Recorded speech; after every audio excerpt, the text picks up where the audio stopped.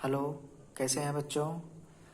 मैं Arjun Kumar, assistant professor department of history, TS college Hisua से आज एक नया टॉपिक लेकर के आया हूँ आपके बीए पार्ट थर्ड के सिलेबस से, जिसका नाम है 20वीं शताब्दी में किसान आंदोलन अर्थात 20th सेंचुरी पीजेंट्स मूवमेंट्स। आइए हम लोग सिलसिलेवार इस पर चर्चा करते हैं। हम जानते हैं बच्चों कि जिस समय यह आंदोलन चल रहा था उस समय हमारे देश पर अंग्रेजों का शासन था। अंग्रेजों की शोषणकारी नीति के शिकार हमारे जो कृषक थे, किसान थे, वो बहुत ज़्यादा ही प्रभावित थे, बहुत ही ज़्यादा शोषित थे। उन पर करों का बोझ ज़्यादा था, जमींदार शोषण कर रहे थे। इन्हीं सब को ध्यान में रखकर देश के विभिन्न भागों में किसानों के द्वारा आंदोलन किया गया, जिसे किसान आंदोलन कहा जाता है। अवध क्षेत्र में 1918 ईस्वी के आसपास बाबा रामचंद्र के द्वारा अवध किसान आंदोलन की शुरुआत की गई। 1922-23 तक आते आते यह एक आंदोलन में बदल गया और इस आंदोलन ने जमींदारों के शोषण के खिलाफ आवाज़ बुलंद की, अंग्रेजों के कर नीति के खिलाफ आवाज़ बुलंद की, भू स्वामित्व की समाप्ति के लिए आवाज़ बुलंद की। आदि को ध्यान में रखकर किसानों के द्वारा आंदोलन किया गया और यह आंदोलन बहुत दिन तक चलता रहा। हालांकि बाद में अंग्रेजों के द्वारा इस आंदोलन को कुचल दिया गया।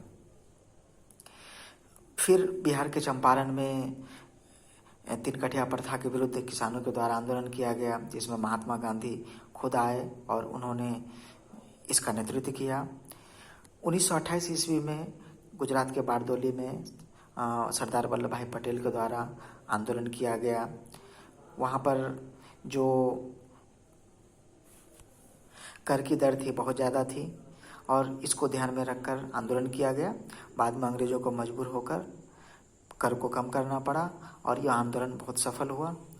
बाद में वहाँ की महिलाओं ने इस बात से खुश होकर वल्लभ भाई पटेल को सरदार की उपाधि दी। उसी प्रकार हम देखते हैं कि भारत के अन्य क्षेत्रों में, जैसे कि बंगाल के क्षेत्र में तेभागा आंदोलन हुआ, किसानों की ज़बरदस्त इसमें सहभागिता रही। दक्षिण भारतीय क्षेत्र तेलंगाना में, जो कि उस समय हैदराबाद रियासत का क्षेत्र था, उसमें भी वहाँ के किसानों के द्वारा आंदोलन किया गया। उसके बाद अखिल भारतीय किसान सभा के द्वारा, जिसके अध्यक्षता